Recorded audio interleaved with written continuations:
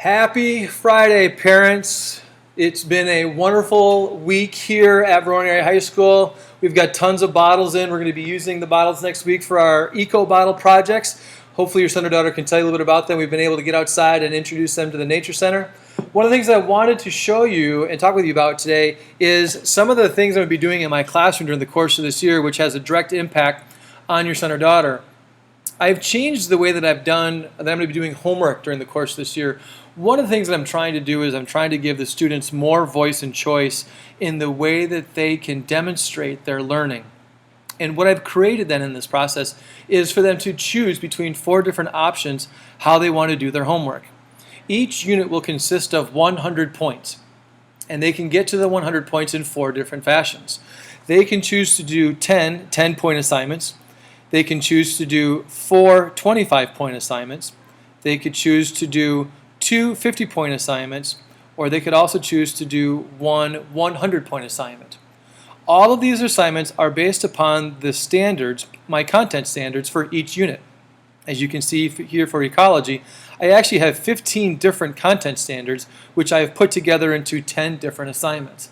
Each number, 1 through 10, relate to an actual homework assignment that the students can then find in Canvas. As you can kind of see here, homework assignments 1 through 10 are the actual 10-point assignments. All of the assignments will be due then on October 14th. Where I'm trying to give them the voice and choice is with then the 25, the 50, and the 100-point assignments. I look at these as then different levels of creating a project. The 25-point ones are small little mini projects. They will be able to demonstrate and then show, to describe, identify, describe, and explain the different content standards in their project then. How they choose to do that is completely up to them. That is their talents and passions. Students can create PowerPoints, do prezis, they can come and talk with me, they can use apps like stop motion video, Canva, PicStitch, PicCollage, all these different apps that allow them to create products which then help to give them more skills than just memorizing for a test. So the 25-point projects become a little bit smaller ones. The 50-point projects, again, are taking more standards and putting them together. And the 100-point project is taking all the standards in one time and putting them together. I kind of think of the 50 and the 100-point projects in particular as thinking about using a background content topic for each of these projects. As an example, let's say for the 100-point project, the student might be really interested in global warming. For our ecology unit. They could then use global warming as the backdrop to answer all of these then content questions. How does global warming affect biotic and abiotic factors? How does global warming affect the interdependence and the relationship between biotic and abiotic factors? How does global warming affect the impact and the disruptions in a food web? How does global warming affect the function of producers in an ecosystem? How does global warming affect the roles of sunlight, water, and carbon dioxide in photosynthesis? So again, they can take something that they find really interesting that they want to learn more about and use that to answer all of these content standards then. Again, some flexibility and creativity in this. What I've also created then for those little projects is I've created a grading rubric which I will be using for all then the 25, the 50, and the 100-point projects. You can see that we're going to be grading on accuracy of content, the use of an active verb, and that was the describe, identify, the depth of the explanation, the creativity and demonstration of their actual project, and then the last one is the requirements. Is there spelling mistakes, grammar mistakes? Did they turn it in on time? When they turn it into turnitin.com, what percentage of the project was being copied from the internet? And we'll be talking about all those different things. The great thing about this rubric is that I'm going to use this rubric for both the 50 and the 100, so you can see how the grade breaks down here below for the 50 and the 100-point project, as we've also then got our 25-point project. I've shown this to the students. They can see all this here in their Canvas, and you can take a look at that. It's all part of this ecology plan of action.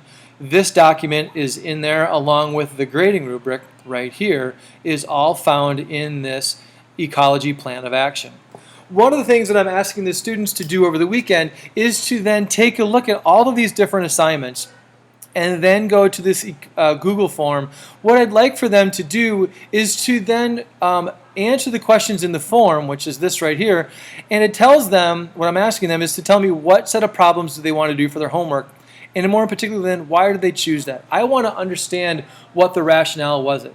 Sometimes they might just say, I thought the 10-point assignments would be easier. Sometimes I've seen responses saying that I like the creativity that I can get from the 25 or the 50-point assignments. I've also read too that I don't want to do the 100-point assignment because I don't want to have my whole grade based upon one assignment. And it was great for me to getting this feedback. I've been really enjoying this. So the other thing that's going to go along with this then is that every 2 weeks then, students will be taking a quiz on the content which I'm going to be teaching. So one of the things that, or the questions that's been asked by the students, and I'm sure you have the same question, is does that mean that my student is doing all of the learning themselves? And the answer to that question is no. I'm still teaching. I'm still going to be direct instructing your son or daughter in class. We're still going to be doing class activities and class labs in class, but all of their homework is now given to them ahead of time, and now they have to time manage and project manage their time to be able to get this done. Now, you know, for some students, they can handle this and other students can't. One of the things that my job will be then is to make sure that the students who I know will be struggling with time management is to help them each day in class. With a 90-minute class period, I look at it as breaking it down into 3 30-minute chunks. Each day in class, one 30-minute chunk will be devoted to just doing homework. Now, that could mean them working on one of the 10-point assignments. It could mean that they're also working on one of their content standards for their projects. What this also requires is for some students, and a lot of students actually, to become more active learners. And I think this is a really important skill that's going to help them not only for the rest of high school and their educational career, but whatever job they get into, that they need to become more active and engaged in this process. A lot of times we have students who just sit in class and they listen to the teacher. That's passive. Active means that they're actively going out and doing it. The iPad really does help them in this process to personalize the way that they can access information on their iPad. For students who are visual learners, being able to go to YouTube and find information and watch it is great for them. And that's one way that they can learn. For students who are auditory learners, they can either A, go to YouTube and find information and listen to it, or B, what they can do is they can go to a website that's got great information to it and then change the settings on the iPad so they can highlight the section and the iPad will read the text to them so they can now sit back and listen. For students who like to manipulate and move things with their hands, we can find more interactives on the iPad, find apps that they can then move and engage in the curriculum that way. So again, students are getting more voice and choice as far as how they are learning, how they want to be learning it, and then how they want to show what they've learned. Also, too, by giving the quiz every 2 weeks, it does then put the accountability and onus on them that they are paying attention in class to what I'm teaching them. But the reason why I'm doing this in particular is the fact that I've come to have a personal belief, the fact that I don't believe in tests anymore as a teacher. I don't think that there's a career out there which a person takes a test every 3 to 4 weeks which determines how much money they bring home to their family. And I don't want that skill of having to memorize information and regurgitate it on a certain day to be a skill that I want to be enforcing, because I don't feel it's one that's going to benefit them later on in life. I do think that there's a lot of jobs and careers where they're having to create some type of finished product, whether it be a presentation, whether it be a model, whether it be a brief or something like that, that they then have to go out and actively then produce. And if they can't produce it themselves, they have to go out and find help and seek help. And that's all part of the process. I am a resource for them to be able to get help from, but also too, so is the internet. They're to engage kids in helping them to find real-world professors and real-world professionals to be able to go and ask them, hey, what do you think about this? What do you know about this? How can you teach me these things? One of the things that I've heard from a conference that I went to, that the smartest person in the room is the room, and we need to be able to use all of the different resources. I'm not the smartest person anymore, and I want to make sure that the students are getting different ways to be able to learn this information. So being able to do the quizzes every 2 weeks holds some accountability as far as learning the material, but then they get to actively go out and learn some new things that and ways that they want to do that to help them in their demonstrations then for these projects. Last thing then is there is resources for you to be able to use this with. This is my website. It's on the bottom of my signature that you can find from any email that you get from me. One of the great things about it is you can go to this 9th grade biology, and what it does is it not only then has all the reminders that I've sent out to you, but it also then links to the calendar as well. This is great because then it's a way for you to be able to see when quizzes will be coming every 2 weeks. We're going to be starting then with our ecology unit on the 19th. So the first quiz will be coming up then on the 29th and 30th of September.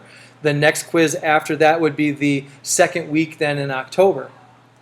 So you can kind of see that. That's a great way to be able to look at that. I also have a great website here about changing mindsets. We've talked a bit about mindsets and why they're important, so you can see all these different resources that are there as well. And I think it's a great place for you to find information.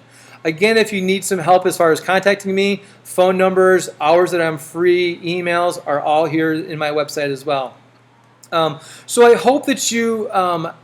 the reason why I'm telling this to you is because I wanted to be able to use the back to school night on the 29th of September for us to be able to then ask questions and answer questions, and not as much time spent going through this. I think it's an important aspect for you to be able to see this, to hear my philosophy behind why I'm doing it. And I'm a firm believer in the fact that I think that we need to be asking kids to be doing more than just being passive learners and regurgitating information. And if you have some concerns or some questions about that, please feel free to call or email me, or we can set up a time to conference it. I would love to be able to sit down and talk with you about this. Otherwise, please keep using the Remind. If you're not getting my reminds, please, you can be able to do that. I've had a great time using these things, and I totally love it. Again, here's our picture of all the bottles that we've been getting.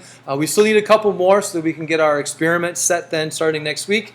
Again, thank you very much for all of your help and support in this process. I look forward to a great year.